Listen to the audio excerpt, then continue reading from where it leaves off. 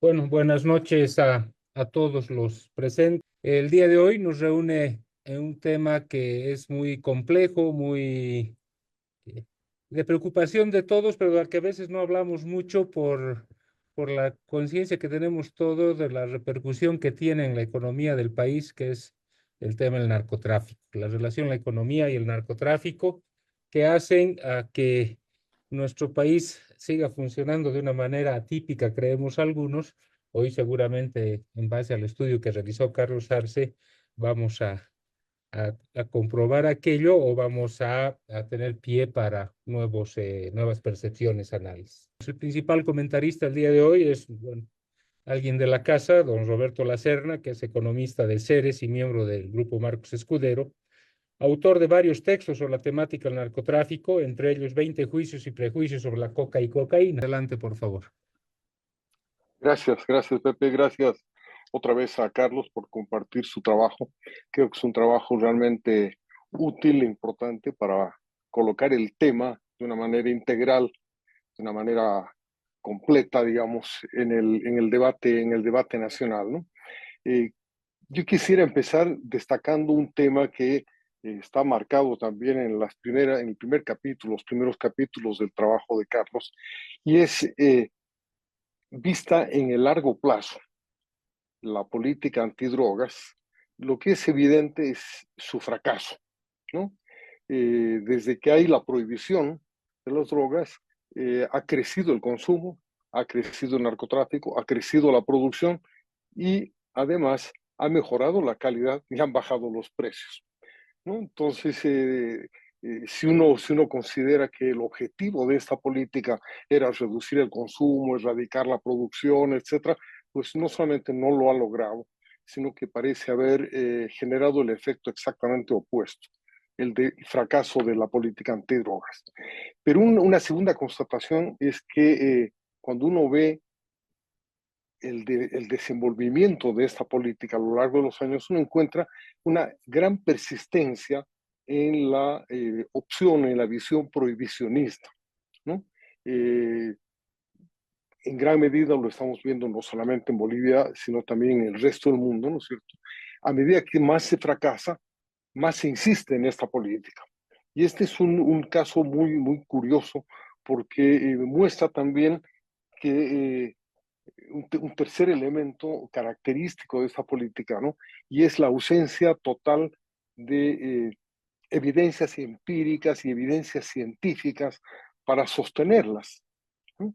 De hecho, la propia prohibición de la coca y de la cocaína en el año 1917 y la coca prácticamente desde la Convención de Viena a comienzos de los años 60, ¿no es cierto? Se hizo sin ninguna evidencia empírica de que la prohibición era sostenible, era sustentable por cualquier razón, ¿no? De hecho, la prohibición inicial del año 1917 fue lograda en una convención internacional que era absolutamente marginal, en la que participaron políticos de segunda o tercera línea de los principales países que tenían, por supuesto, un interés en el tema de las drogas, pero que no eran relevantes en el diseño de sus políticas. Sí se convirtieron en relevantes después de conseguir la prohibición, tanto en Estados Unidos como en varios otros países de Europa.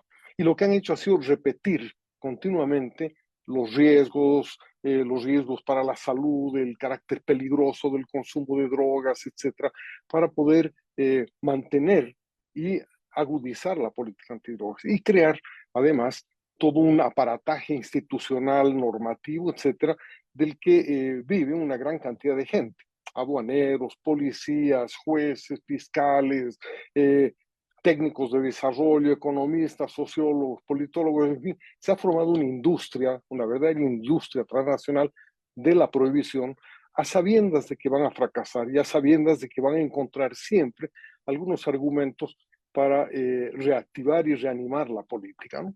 En Bolivia podemos verlo, y creo que los informes que cita ampliamente el libro de Carlos muestran cómo cada año encuentran algún argumento para decir: estamos en buen camino, estamos decomisando más drogas, tenemos más gente presa, ¿no es cierto? Y con eso de alguna manera consiguen más recursos. Y cuando no lo hacen, entonces el narcotráfico está creciendo, hay cada vez más consumidores, necesitamos más recursos. El resultado es que hay cada vez más recursos, hay cada vez más gente empleada en la prohibición y se sigue fracasando, ¿no? Sigue habiendo cada vez más droga, cada vez de mejor calidad y a un precio cada vez más bajo. Entonces, este es un tercer elemento que me parece sustancial, ¿no? La ausencia de conocimiento científico sobre la coca, sobre la cocaína y sobre este tipo de actividades.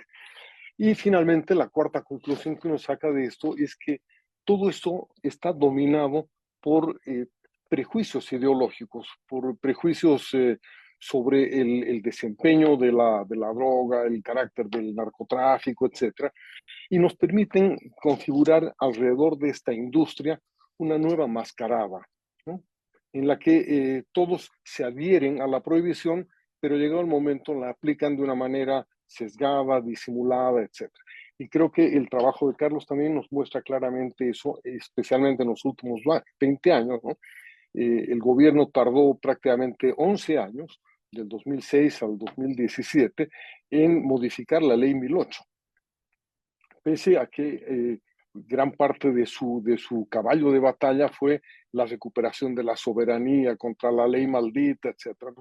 Y cuando modifican la ley 1008, modifican pequeñas partes que buscan darle una cierta legalidad a la producción de coca en el Chapare y incorporarla a la política esa de permisividad para la producción de coca. Entonces, son estos cuatro elementos que me parece que están repetidos, ¿no? El fracaso, la persistencia, la ausencia de evidencias científicas para el diseño de políticas y el prejuicio como factor dominante. Ahora, en el caso de la coca, me parece que es muy importante también tomar en cuenta para el caso boliviano especialmente, y aquí me alegra ver a Pepe Blanes y a Gonzalo Flores, que fueron de los primeros en trabajar sobre el rol de la coca en la expansión de cultivos, la expansión de la frontera agrícola, especialmente en el área del Chapare, a comienzos de los 80. Es muy importante reconocer cuál es el rol de la coca en la economía de los campesinos, ¿no? Y las enormes y yo diría incomparables ventajas que tiene el cultivar la coca, ¿no? En comparación con otros productos, ¿no es cierto? Es un cultivo permanente.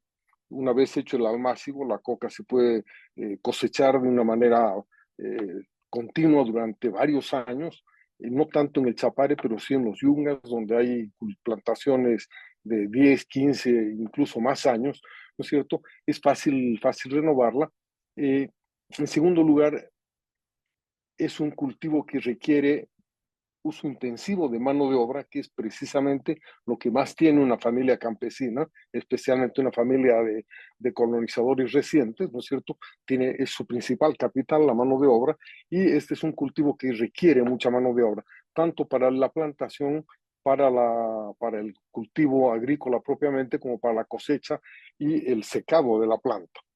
Una vez secada la hoja, es de relativamente fácil almacenamiento, a diferencia de otros productos que perecen muy rápidamente, ¿no es cierto? La coca seca se puede almacenar por varios meses. Tiene un alto valor para el transporte, ¿no es cierto? Transportar en la espalda un taque de coca puede ser muchísimo más sencillo por el valor que tiene que llevar ese mismo valor en términos de arroz, paltas, naranjas o piñas o lo que fuera, ¿no es cierto? Entonces le ofrece muchas ventajas y especialmente al cultivador que está lejos de los caminos, lejos de las vías de transporte, etcétera. Eh, y ahora, claro, es además un producto de relativamente fácil industrialización, ¿no? Cuestión de mezclar con alcalinos o con ácidos, dependiendo el ritmo, se puede reducir la coca a una cantidad mucho más pequeña de mayor valor todavía. Un tema interesante en el trabajo de Carlos es el cálculo de cuán rentable puede ser transformar la coca en pasta base, ¿no es cierto? Y él encuentra muchas incongruencias en los precios, porque tomando en cuenta los factores de conversión, más o menos 350, 370 kilos de hoja de coca para obtener un kilo de pasta base, ¿no es cierto?, encuentra que el precio final de esa pasta es casi el mismo que el de los 350 o 370 kilos de hoja de coca. Entonces, ¿dónde está el negocio? Por supuesto, obviamente debe haber un negocio en términos de los precios. De repente algo no estamos midiendo bien, pero la posibilidad de sacar 5 kilos, ¿no es cierto?, en una bicicleta o en una mochila o en un maletín, es muchísimo más sencillo que llevarse 1.500 kilos de hoja de coca, que podrían tener más o menos el mismo valor. Y muchísimo más sencillo llevar esos 5 kilos de pasta que llevar el mismo valor en productos agrícolas normales. Entonces la coca le ofrece al campesino unas ventajas que prácticamente no hay ningún otro cultivo que se las ofrezca. Y esto le hace, pues, obviamente, un cultivo de enorme atracción. Ahora, lo curioso en todo esto es que en estos veintitantos años del gobierno pro Coca, por decirlo algo, con el principal cocalero en calidad de presidente, nunca se ha hecho, nunca se ha armado un programa real de investigaciones que permitan encontrar mercados alternativos para la hoja de coca. ¿No es cierto? Fuera de una pequeña planta para hacer matecitos de coca en el Chapare que ni siquiera funciona, no se ha elaborado ningún proyecto, no se ha financiado a ninguna universidad, ningún centro, absolutamente nada que permita decir, bueno, podríamos darle otros usos a esta planta que resulta tan ventajosa para los productores de coca. Podemos encontrar estos otros mercados.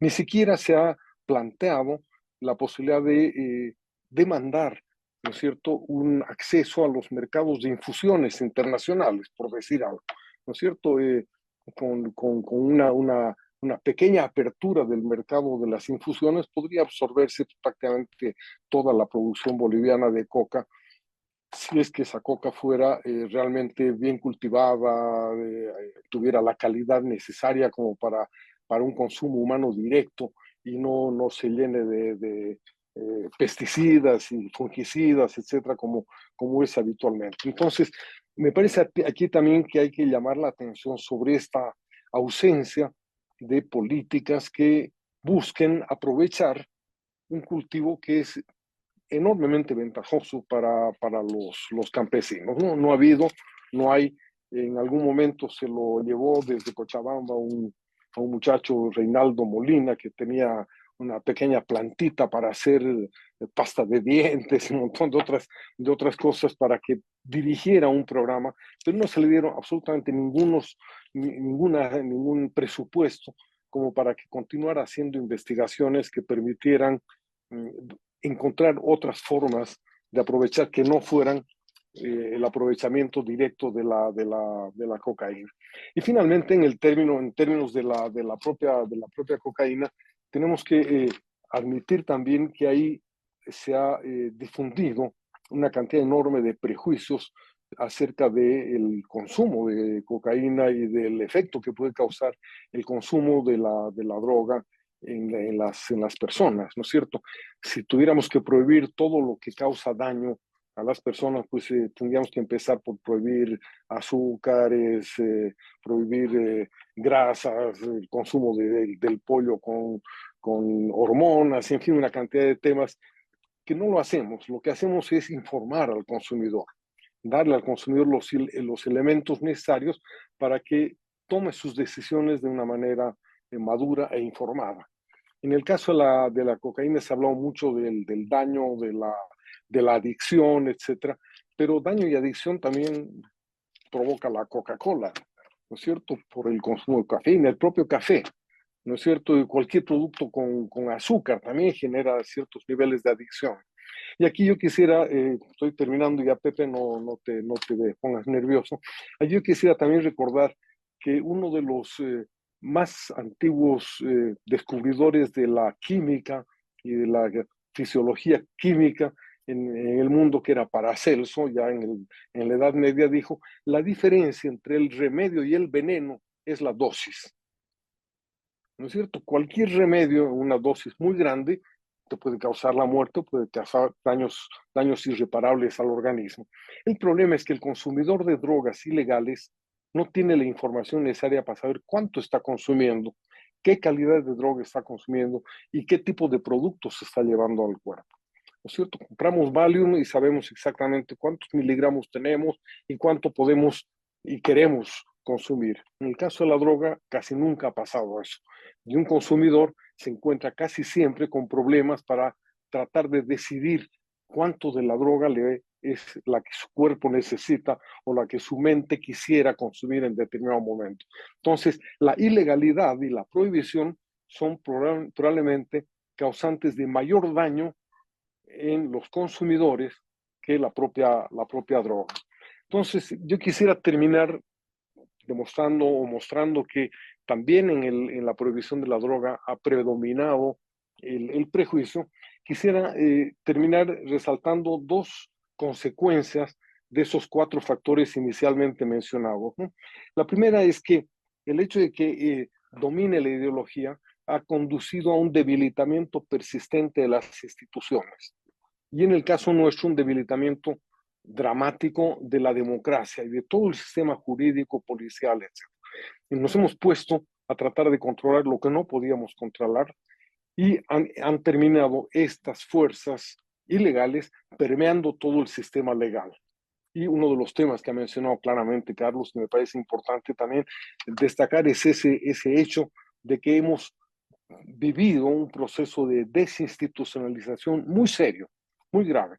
Lo que menciona para el caso del control de cultivos en el Chapare, por ejemplo, ¿cierto? Ahí el Estado prácticamente ha abdicado de su rol de regulador y de controlador y lo ha entregado a los sindicatos. Pero cuando lo entregó a los sindicatos al mismo tiempo, se entregó a los sindicatos, renunció a su propio rol de tener el monopolio de la fuerza y el control de la legalidad y ha terminado atrapado por los sindicatos.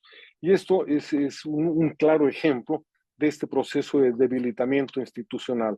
Obviamente está también el debilitamiento de la policía, el debilitamiento del sistema jurídico, el hecho de que nuestras cárceles estén llenas, ¿no es cierto?, de supuestos narcotraficantes que en la mayor parte de los casos son capturados y los más débiles, los que están en el eslabón más débil, que es algo que también resalta muy claramente en el libro Carlos, ¿no es cierto? Los que sufren más eso son precisamente los sectores más pobres, más jóvenes, los más vulnerables, los que más necesidad tenían de un empleo y han terminado cayendo como chorlitos en redadas que son prácticamente casuales, ¿no?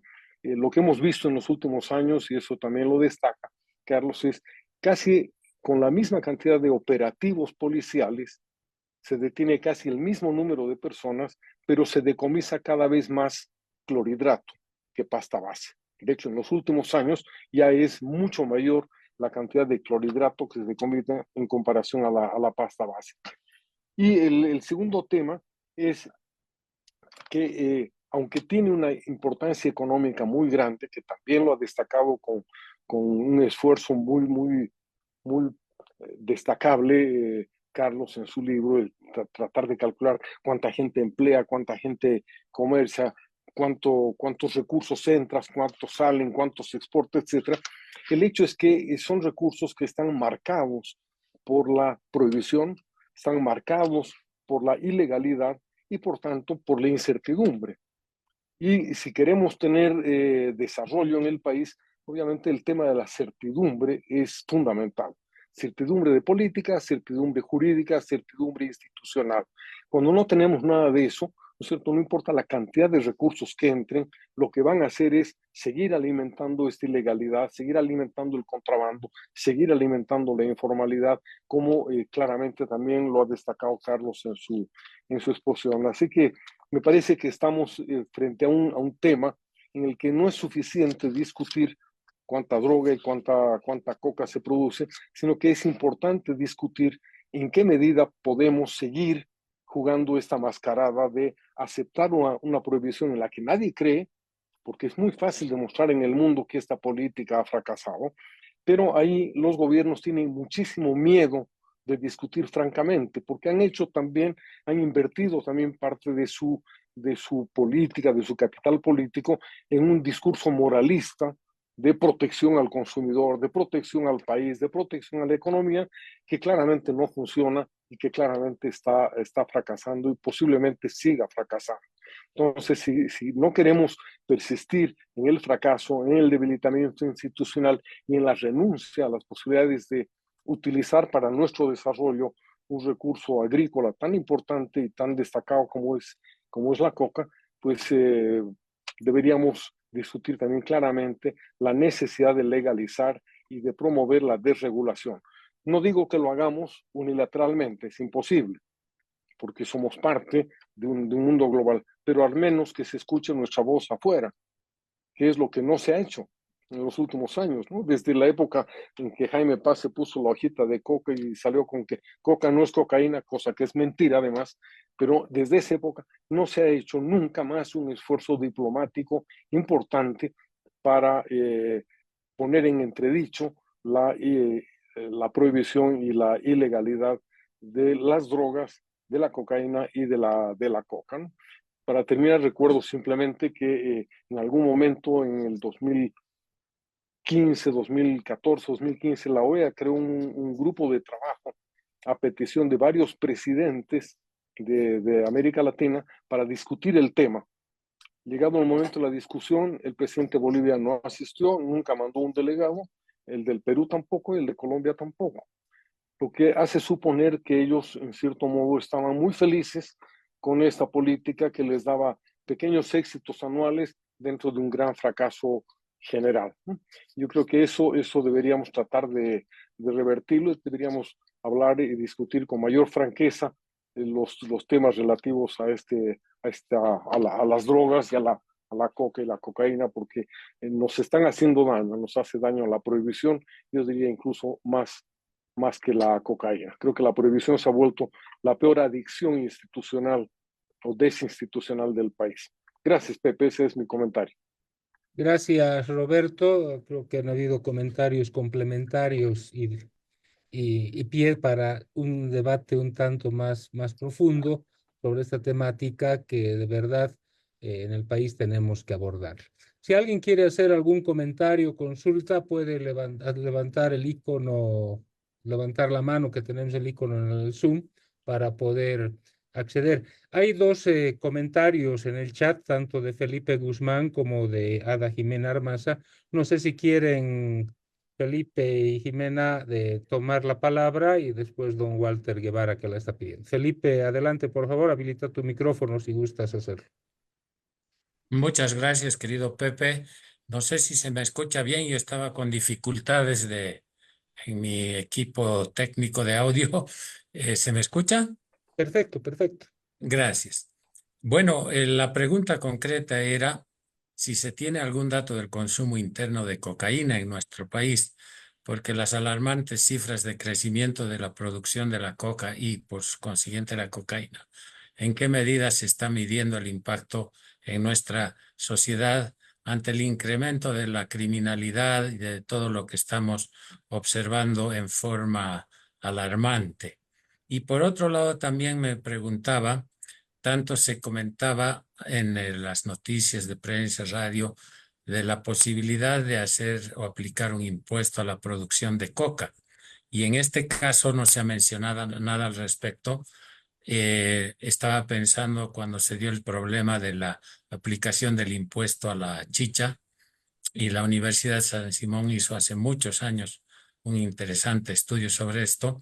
¿Y por qué no se avanza en este tema? Esas eran mis preguntas concretas. Gracias, querido Pepe.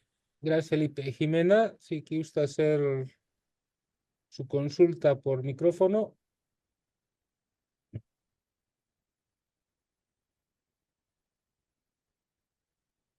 Bueno, está en el chat para la consulta tanto a Roberto como a Carlos para poderla tomar en cuenta. Don Walter Guevara, su micrófono, por favor, y adelante. Gracias, Pepe. ¿Me escuchan? Perfecto. Dos preguntas. No he escuchado casi nada sobre la posible o probable o segura protección gubernamental o política del negocio de la coca y sus derivados. No sé si podrían comentar algo de eso, porque cada vez vemos en la prensa más laboratorios, más incautaciones, más esto, más aquello, y al mismo tiempo más noticias de cargamentos que han llegado a Uruguay, que han llegado a Madrid, que han llegado a La Haya. Entonces es un poco desconcertante. Parecería que alguien está persiguiendo a los que no son socios y está protegiendo a los que son socios. Esa es una de mis preguntas. Y la otra pregunta es exclusivamente económica. No he llegado a captar la dimensión de lo que queda dentro del país. Una vez que los transportadores llevan a la frontera y entregan a los grandes comercializadores que la llevan a las calles de Nueva York o de Londres o de París, ¿qué es lo que queda? No he llegado a tener, o sea, he oído 800 millones de dólares, 1.200 millones de dólares. No, tal vez no existe esa cifra, pero quisiera que me digan si hay una estimación de cuánto es lo que queda dentro del país, tal vez como porcentaje del Producto Interno Bruto. Gracias.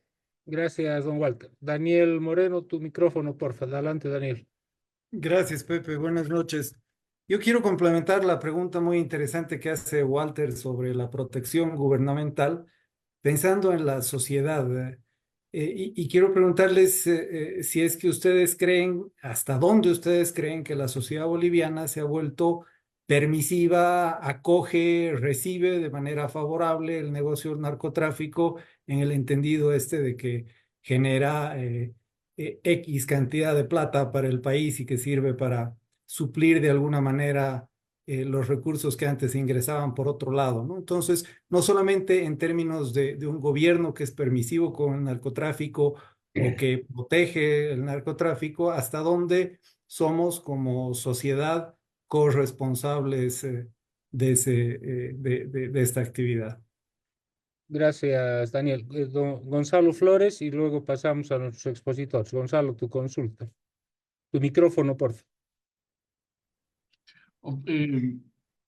Yo quiero hacer un comentario, no es necesariamente una pregunta. ¿Los puedo hacer ahora o espero después? Claro, adelante, adelante. Ya, lo haré rapidito para no consumir tiempo. Felicitaciones al autor. Espero poder leer el libro en su integridad, me va a interesar mucho. Quiero decir 4 cosas. Lo primero es que comparto plenamente esta cosa de que Bolivia está en un enfoque equivocado hace 40 años y sin embargo no hay la capacidad de aprender, de reconocer que se está en un error, y a mí me parece una perfecta barbaridad que se insista en hacer lo mismo, ni siquiera hay evaluaciones formales de la política, ¿no? Entonces, se necesita cambiar de enfoque, pero para eso se necesita cambiar a la gente que está detrás de los escritorios. Estos señores no lo pueden hacer. No tienen la capacidad, no tienen la actitud y tampoco tienen las ganas. Entonces, eso punto número 1. Punto número 2, yo he estado, siempre estoy revisando estos números y se me ha ocurrido sumar la superficie de coca que ha sido erradicada en Bolivia. Eso es muy interesante porque, como sabemos, en el tiempo la superficie de coca ha ido subiendo poquito, pero los 2 límites máximos establecidos por las 2 leyes se han rebasado ampliamente. Pero al mismo tiempo se erradicaba. Uno esperaría que el trabajo de erradicación termine impidiendo el crecimiento neto de la superficie cultivada, ¿no es cierto? Es una expectativa normal. Bueno, yo he sumado cuánta coca se ha erradicado el año 1, el año 2, el año 3, el año 4, el año 5, y me cansé el año 2021. Hasta ese año se erradicaron en Bolivia 262.000 hectáreas de coca. 262.000. Entonces hay un cierto absurdo. Uno dice, en este momento la superficie de coca debe estar por los 30.000 hectáreas, ¿no? ¿Cómo puede ser que se hayan erradicado 262.000? Entonces, aquí yo creo que lo que existe es un mecanismo de corrupción. Muchas de las hectáreas erradicadas no lo son. Hay una ficción de erradicación. Los erradicadores, junto con los encargados de la erradicación, le engañan al fisco, le hacen creer que están erradicando, se embolsillan el dinero y con eso amplían su cultivo en otra parte. Pero los números no me cuadran. Ese, bueno, el segundo punto. Tercer punto, una cosa que me interesó muchísimo y me ha valido un conflicto, es que yo le pedí al Viceministerio de Desarrollo Alternativo, o de Desarrollo Integral, como se llama ahora, por favor, deme una lista de todos los proyectos que se han hecho en Bolivia y cuánto han costado, cuál ha sido su costo, en lo que quieran, dólares, en euros, en bolivianos, pero denme eso, ¿no?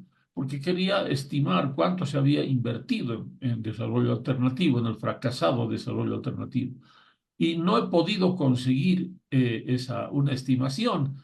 No les cuento los detalles porque no viene al caso, pero lo importante es que sabríamos que todo ese dinero se ha gastado mal. El verdadero costo no es eh, la suma total de esos dineros. El verdadero costo es todo lo que hubiéramos podido hacer con ese dinero si lo usábamos en un uso más racional. Entonces, el daño es muy grande, porque se pudo haber creado empleos, ingresos, etcétera, en otras actividades. Ese trabajo todavía queda por hacer y hay que hacer algún momento. Último, alguien dijo impuestos. Y ¿saben qué? Miren, de pura casualidad yo encontré este librito, cuyo título no se puede leer, yo lo leo. Se llama Índice de Leyes, Decretos, Resoluciones y otras disposiciones del ramo de Hacienda desde el año 1825 hasta 1914, inclusive.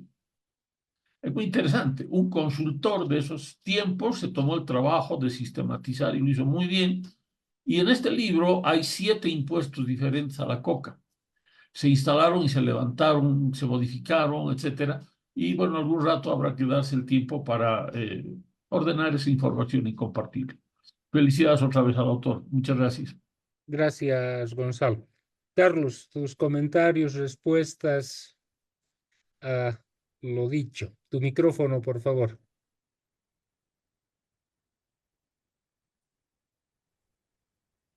Sí, a ver, hay un dato sobre prevalencia del consumo en la población boliviana. Es muy bajo para los últimos años y hacia atrás. Está en 0,35% de la población que consume regularmente en el año pasado, que es así como se mide, cocaína, ¿no? Que está muy lejos de los índices, por ejemplo, de Estados Unidos, que están alrededor de 2,5%, ¿no? No es, digamos, un gran problema ese, aunque es creciente. Sobre el tema de la protección al negocio de la cocaína, etcétera, bueno, es muy difícil eso sustentar, digamos, con pruebas le llamaremos, pero son los indicios y la cantidad de casos que se ventilan en la justicia, en la información de las entidades que están a cargo de la persecución de los delitos, etcétera, que hay probablemente una protección. Pero inclusive los casos concretos de detención de narcotraficantes, ¿no? Que han estado aquí por muchos años, han estado muy tranquilos, etc. Hay una cosa interesante sobre esto. Un compañero me decía, a ver, si la exportación de cocaína de Bolivia hacia afuera son como 140 toneladas de cocaína boliviana contra 240 toneladas producidas en Bolivia o refinadas con pasta peruana, que es decir nomás que probablemente inclusive, tomando en cuenta precios, etcétera, de la coca en Bolivia, Bolivia podría seguir siendo un país productor, exportador de droga, aun si se bajara la producción de coca, es decir, de la materia prima. Y esto parece ser una hipótesis interesante, ¿no? Uno, porque los precios de la coca efectivamente son muy altos, ¿no? Están alrededor de 10 dólares el kilo, aunque hay una diferencia casi de la mitad entre precios de Yungas y del Chapare. la cantidad de coca producida en el Chapare, aproximadamente el 7%, 8% solamente se vende en mercados legales, etc. Entonces, por ahí habría que pensar que el precio que obtienen la coca los narcotraficantes es mucho más bajo que el precio promedio que está en los informes de la UNODC. Y por ahí hay una posibilidad de que sí sea rentable producir cocaína. Pero aún si no lo fuera, porque hay una cosa interesante, hay un incremento del consumo de la coca de formas novedosas. Esto de la coca machucada, por ejemplo. Han salido unos datos interesantes sobre el consumo de la demanda de esta coca machucada. Y es interesante que el 71% de la coca machucada que venden estos locales es producida con coca yungueña, ¿no? Es decir, digamos, se repite esta historia. Ahora, eso puede elevar efectivamente el atractivo de la coca como una materia prima para otros efectos. Han habido intentos, el desarrollo alternativo de la 1008, el desarrollo integral de este gobierno, etcétera, pero han fracasado, ¿no? Y lo que queda es, en la eventualidad de que alguna de estas políticas surtiera efecto, se podría bajar la presión, ¿no es cierto?, de la vinculación de la coca ilegal directamente con el narcotráfico. Aún así, es probable que el tema del crimen ligado al narcotráfico en Bolivia pueda seguir aumentando. El gobierno niega y dice, no hay carteles en Bolivia. Sí, no hay esos carteles porque es esa imagen antigua, anterior, de los carteles colombianos, etcétera, que ya no persiste ahora.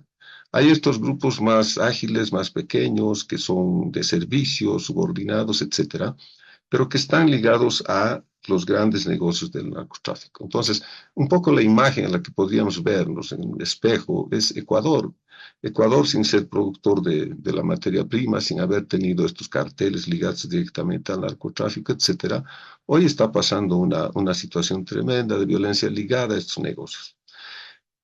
La historia de esto, el trasfondo de todo esto es la desinstitucionalización, ¿no?, que ha vuelto a enfatizar Roberto y que yo mencionaba en el título del libro. Hay una desinstitucionalización en la medida en que atribuciones de instancias del Estado son asumidas directamente, de facto, por estas organizaciones sociales empoderadas y ligadas por afinidad al partido de gobierno.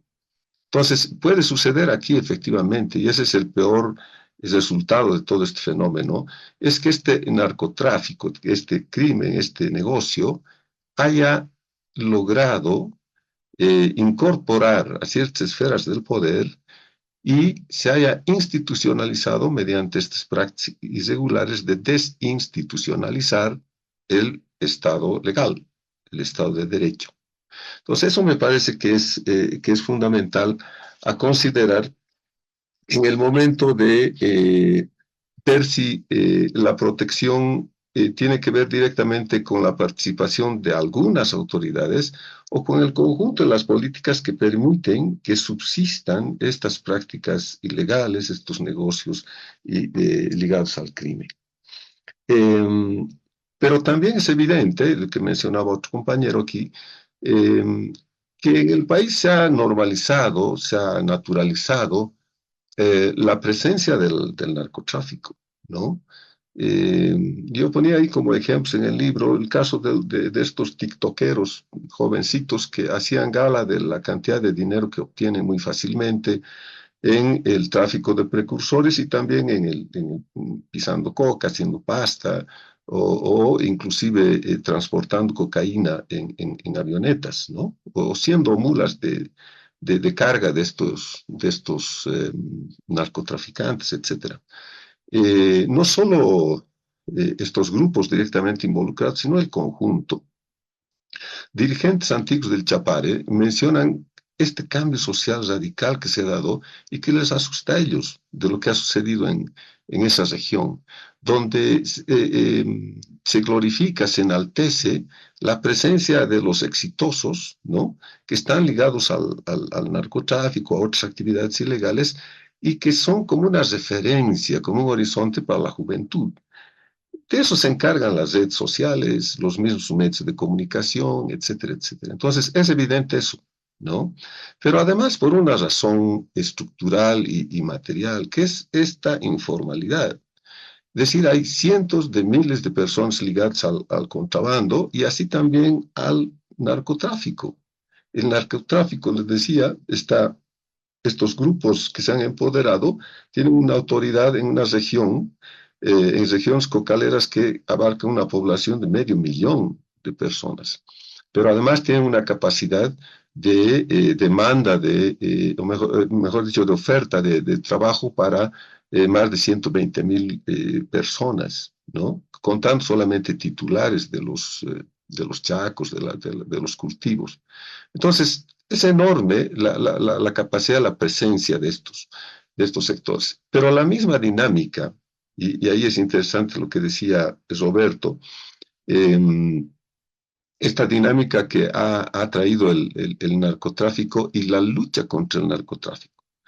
Yo tengo un cuadro en el que calculo en algunas fases el gasto que se ha dado solamente en las 3 provincias del trópico de Cochabamba, desde fines de los 90 hasta los 2 o 3 informes que ha publicado la UPRE. Son alrededor de 495 millones de dólares que se han gastado. Y hay una cantidad enorme de proyectos que están ligados al control social, ¿no? Hay 4, 5 ministerios y hay aproximadamente 17 proyectos o programas que trabajan en una cantidad enorme de sectores, desde la educación, salud, transportes, caminos, comercialización, etcétera, etcétera. Es decir, se ha establecido un control casi territorial de estos grupos y acaba siendo normalizado. Es decir, esa actividad que es la que mueve todas esas otras actividades que no son ilegales, ¿no? Hay agricultura, transporte, alojamiento, hoteles, etcétera, se legitima por los beneficios que les da a las personas, a los pobladores de esas regiones. Entonces, eso sí se suma a esta desinstitucionalización para dar un caldo de cultivo a la presencia del narcotráfico, ¿no? En alguna declaración de un narcotraficante dice, ¿y por qué ustedes buscan Bolivia para establecerse, por ejemplo, en el lavado de dinero o en el tráfico de estos activos? Y él dice, porque es muy difícil es decir, es muy sencillo escapar de la persecución, porque no hay. No solo por la corrupción, sino porque no hay un Estado propiamente establecido con presencia soberana en todo el país, etc. Y eso es más fácil, dice. Entonces, haciendo costos y beneficios, es evidente que un país chiquito, ¿no?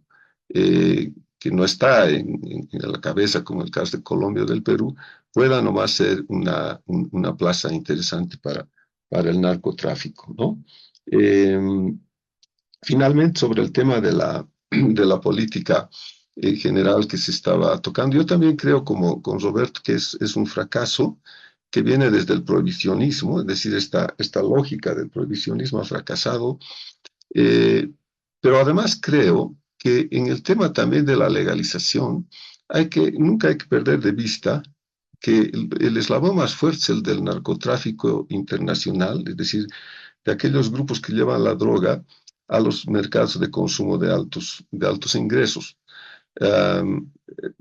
Haciendo una referencia a los precios, si aquí el precio de ese kilo está en $2.600, $2.500 el kilo, afuera, en Brasil o Uruguay, probablemente 7.500, en Europa y en Estados Unidos ronda entre los 55 y 60.000 dólares. Pero hay países ya que demandan ahora, por ejemplo, países árabes que tienen más de 100.000, pagan más de 100.000 dólares por kilo de cocaína. Entonces, el gran negocio ahí. Y es impensable que la legalización, obviamente unilateral, y en un país que es el productor de la materia prima, surta efectos, ¿no? Es decir, yo creo que la legalización como un hecho económico que puede parar definitivamente estos negocios de enormes ganancias, con todas las consecuencias que trae, tiene que ser nomás una resolución donde se da el gran negocio, no aquí. Aquí más bien esta liberalización que se ha dado en el régimen del MAS, lo que ha provocado es la presencia de estos grupos, ¿no es cierto?, la subordinación de enormes sectores de la población boliviana, etcétera, y un aumento de la criminalidad, un aumento de la ilegalidad, un aumento de la desinstitucionalización del país, porque ya no solamente es un grupo, digamos, ligado a actividades ilegales, criminales, sino también acaba siendo un grupo que tiene aristas, rasgos y ligazón con una esfera política, con el Estado, ¿no? Gracias. Gracias, Carlos. Roberto, ¿algún comentario, complementación? Gracias. Sí, muy pequeños comentarios. El tema del consumo, cuando la Agencia Americana de Desarrollo USAID tenía presencia en Bolivia, financiaba estudios de consumo de drogas que eran prácticamente bienales. Entonces había un seguimiento muy detallado de eso. En los últimos años ya no hay esto. Las estimaciones provienen de pequeñas encuestas casuales, pero incluso en todos ellos siempre la prevalencia del consumo de cocaína era inferior al margen de error de la encuesta. Siempre. Nunca. Entonces, podía duplicarse de un año al otro el consumo, la prevalencia, y era resultado simplemente de un error muestral, una casualidad, o ni siquiera un error muestral, una muestra distinta nada más, ¿no? Entonces, realmente no tenemos certeza de cuál es. Lo que sí sabemos es que en Bolivia, como en el resto del mundo, el consumo de drogas tiene la forma de una pirámide de una base muy ancha entre los probadores que están en la base y los adictos que están en la cúspide, y aún más los enfermos de adicción, que son una minoría muy pequeñita, ¿no? ¿Por qué refiero a este tema de la pirámide? Para mostrar que prácticamente ninguna de estas drogas tiene la imagen que nos daba la propaganda de capturar a la persona apenas la prueba y llevarla hasta el fin del infierno, ¿no es cierto?, impidiéndole soltarse. No ocurre eso. No ocurre eso prácticamente en ninguno de los casos, ni siquiera con el crack, que se decía que era de lo más adictivo, ¿no?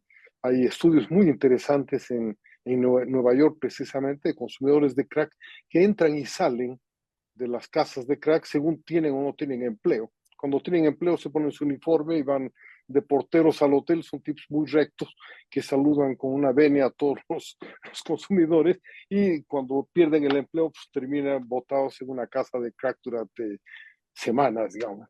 Y eso pasa en todas partes. Entonces yo creo que tenemos que mirar el consumo de drogas de una manera menos sesgada por la propaganda moralista que tiende a controlar este discurso, ¿no es cierto? Ahí consumimos diariamente muchísimas otras cosas que son igualmente adictivas. Eso lleva al tema del impuesto, ¿no es cierto? La referencia de Gonzalo me parece sumamente interesante, pero el dato clave es 1914.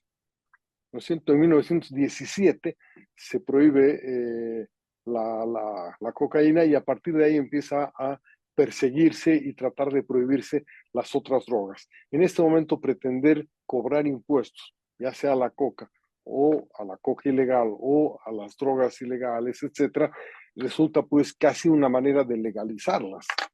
Y los moralistas se van a oponer a eso, ¿no es cierto? Van a decir, no podemos cobrar impuestos porque eso sería como reconocer que son actividades legítimas que pueden pagar impuestos. Y en este momento de crisis, la permisividad social a la que hacía referencia Daniel es muy grande, ¿no es cierto? Hoy día mismo hay problemas de las industrias, de los farmacéuticos, los distribuidores de remedios, que se quejan por falta de dólares en el Banco Central y en los bancos. Cuando tienen que importar, ¿dónde consiguen esos dólares?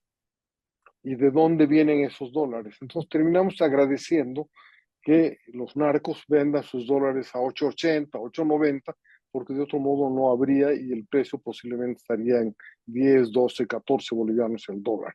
Entonces, ¿cómo no vamos a ser permisivos con una actividad que en este momento está dando de comer a una buena parte del país? no digamos dando de comer cotidianamente, pero facilitándole la vida a una buena parte del país, ¿no? Entonces, creo que aquí hay que sincerar el debate. Y ahí, para terminar, me refiero muy rápidamente al comentario que hacía Ximena Armaza, que decía que, por supuesto, ella tiene razón, la desinstitucionalización no es solamente asociada al narcotráfico. El narcotráfico se nutre de esta desinstitucionalización y la nutre a su vez. O sea, hay una simbiosis perfecta entre narcotráfico y desinstitucionalización, entre contrabando y entre informalidad y desinstitucionalización, y entre buena parte de los formales que, por supuesto, para poder sobrevivir también tratan de meter parte de su actividad a este mundo de los negocios donde no existe regulación, no existe impuestos, no existe controles, etcétera, ¿no? Entonces, yo creo que el país no va a salir del tema solamente luchando contra las drogas, solamente contra la coca, contra el narcotráfico, sino tenemos una visión integral de cómo se nutren mutuamente todas estas fuerzas ilegales, informales, alegales, amorales, inmorales, etcétera, ¿no es cierto?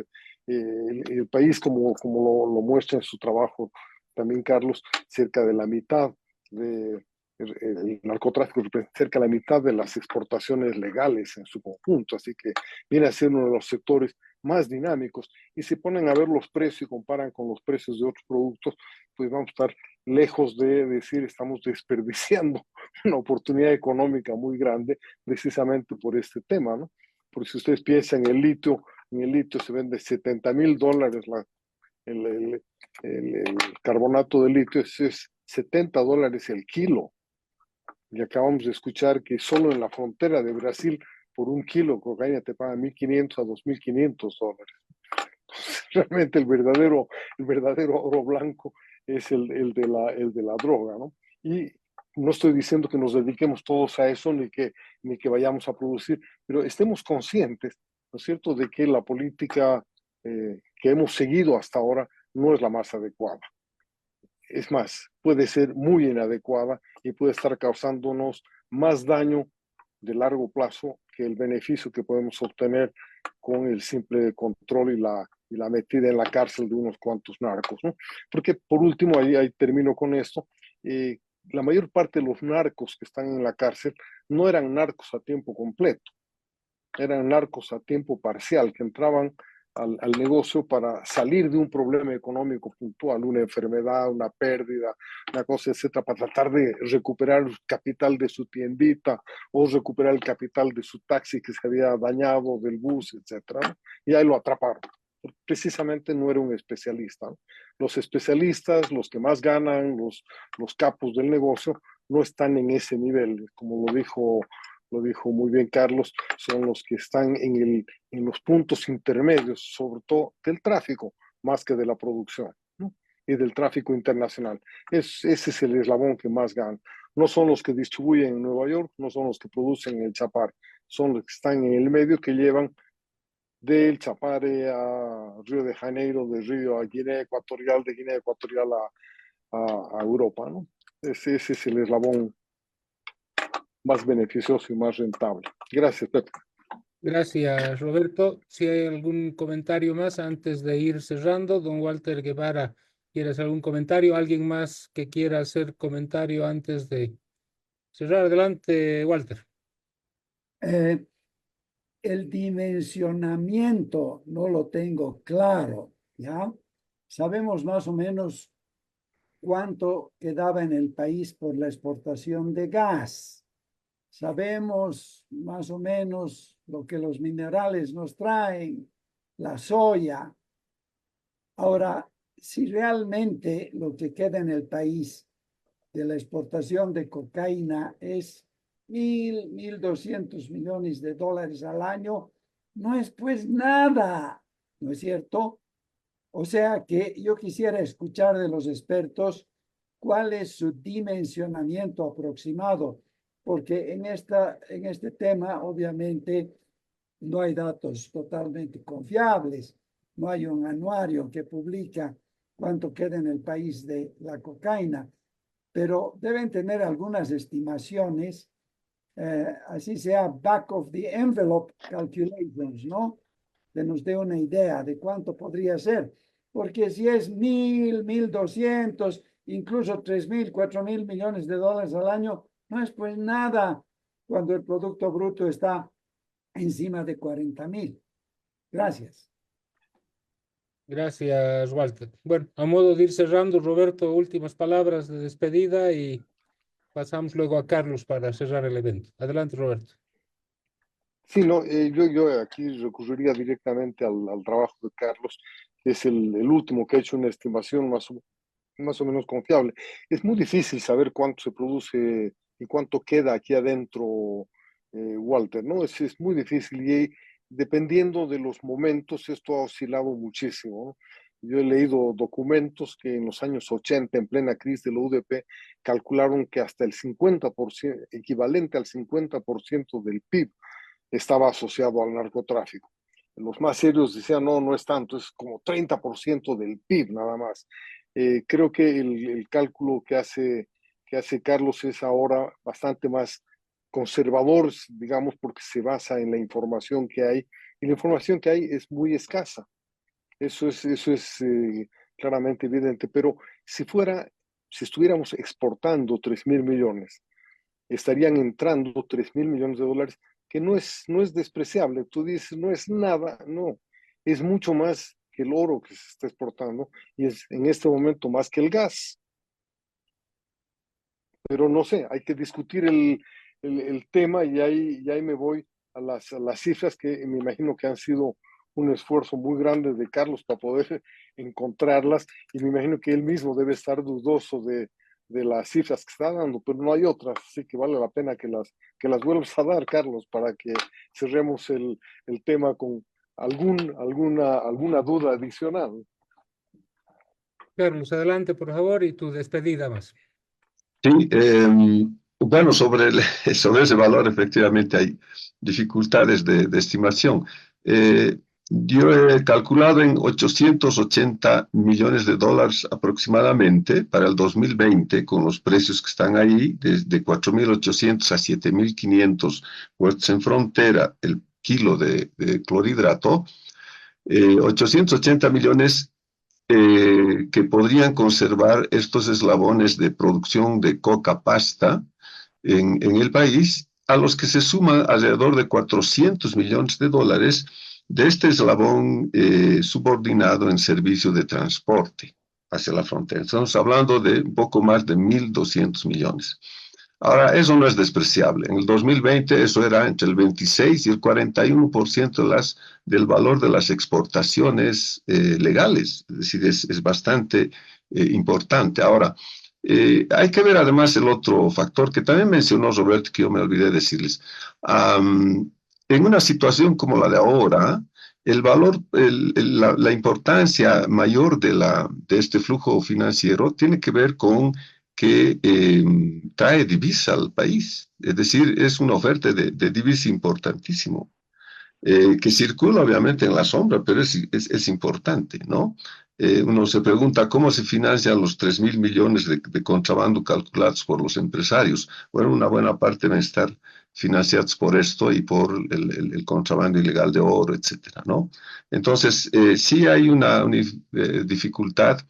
Puede ser muy conservador este cálculo, pero hay que tomar en cuenta que utilizamos un volumen potencial de cocaína que estima la 1DC y que ni siquiera la publica en el informe de Bolivia, ¿no? Yo he encontrado de manera casual en un archivo en Excel del informe mundial de la cocaína del 2023. Entonces, esos 140 toneladas son un cálculo de ese tipo. Ahora, ¿sobre qué tasas de rendimiento se calcula este potencial de cocaína? La 1DC dice no existen, a pesar del compromiso, estudios, ¿no? Para ver esta productividad de la transformación coca-cocaína.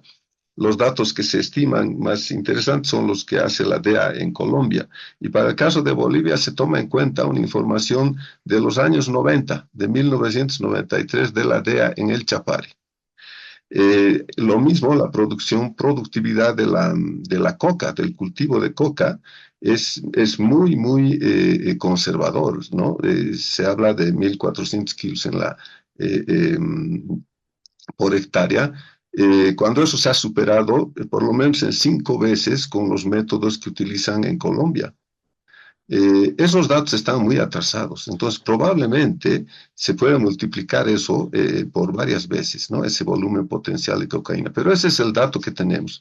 El otro dato que es publicado es el de Estados Unidos, del Departamento de Estado, ¿no? Que calcula en 312 toneladas, estamos hablando de más del doble de lo que hemos estimado nosotros, entonces ahí podríamos multiplicar por 2 ese valor que he mencionado. Pero hay un sesgo enorme en el informe de los Estados Unidos, ¿no? De hecho, ni siquiera toma en cuenta que alrededor del 44% de la coca se consume legalmente en Bolivia. Entonces multiplica el conjunto de la producción de coca transformada en cocaína, ¿no? Entonces, digamos, la información más importante y aceptable creo que es de la UNODC. Bueno, eso es todo. Muchísimas gracias por la atención. Espero que les haya servido como, al menos con información, que pueda sacar algunas reflexiones más importantes de este grupo que se reúne para discutir estos temas de importancia nacional. Les agradezco y a mí me va a gustar muchísimo escuchar de ustedes, saber de ustedes en torno a este y otros temas de relevancia nacional. Muchas gracias.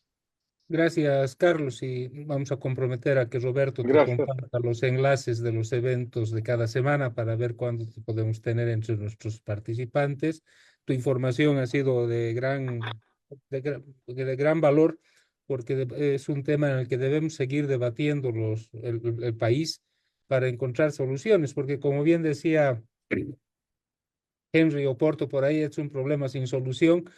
Bueno, si no se toman decisiones va a seguir siendo un problema sin solución, pero en la medida que generemos espacios para debatir este tema y encontremos un norte, yo creo que vamos a poder enfrentar. Lo real es que todo lo hecho hasta ahora no ha conseguido los resultados que estábamos esperando o se estaban esperando en su momento. Agradeciendo a todos su participación, un fuerte abrazo. Este viernes por feriado del día tan especial que tenemos en el país, no vamos a tener evento de diálogos al café, pero nos vemos la próxima semana. Un abrazo a todos y gracias nuevamente, Carlos y Roberto, por su participación. Muy amable, gracias. Gracias. Chao. Muchas gracias. Gracias.